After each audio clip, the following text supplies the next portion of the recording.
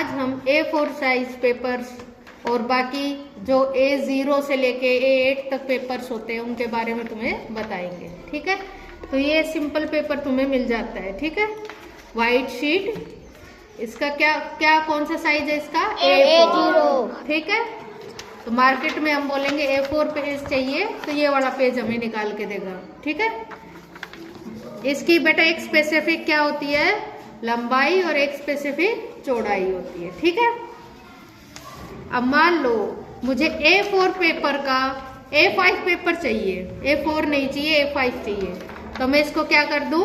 Half. अब ये कौन सा पेपर हो गया? कौन सा पेपर हो गया? A5। ठीक है, अब जो लंबाई का और चौड़ाई का जो रेशियो है अब भी वो बराबर है। ठीक है, देखो लंबाई थी, ये चौड़ाई थी। अब चौड़ाई तो उतनी है और ये लंबाई आधी हो गई ना।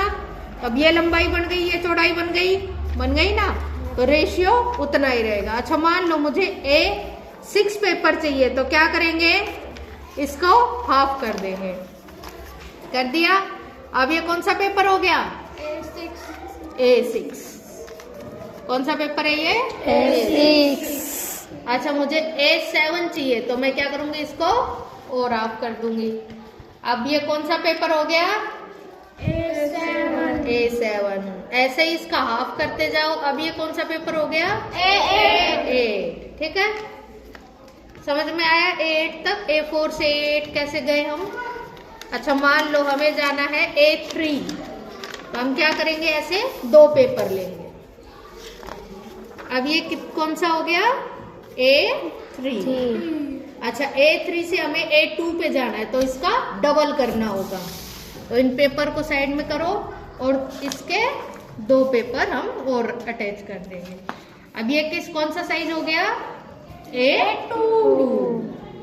अच्छा, हमें चाहिए A1, तो इसका डबल करना पड़ेगा।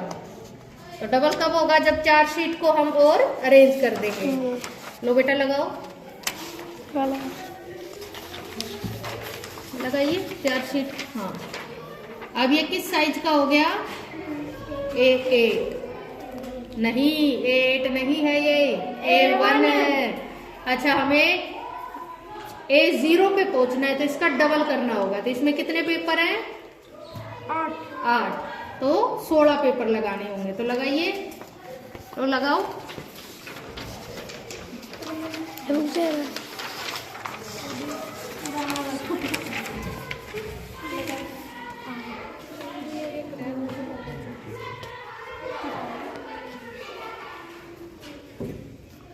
लग गए?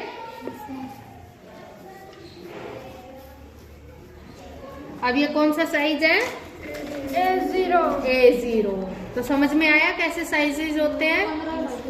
जो इसकी लंबाई और चौड़ाई, इसका जो रेशियो है इसमें भी सेम रहेगा। 1 में भी सेम था, 2 में भी सेम, 3 में भी सेम, 4 में भी सेम। ऐसे सारे पेपर में सेम रहेगा। ठीक है, समझ में आया?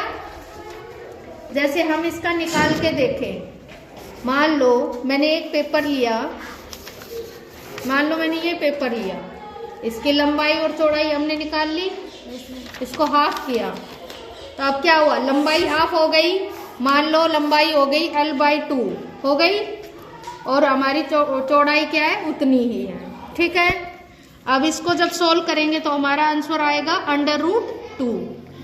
ठीक है, तो जब भी हम कोई नाप लेंगे तो उसका जो रेशियो है, चौड़ाई और लंबाई का जो रेशियो है, उसकी वैल्यू इतनी ही आएगी, √2। √2 को सोल्व करते हैं तो 1 पॉइंट समथिंग होता है, वही वैल्यू आएगी रेशियो की। तो रेशियो समान रहता है। समझ में आया?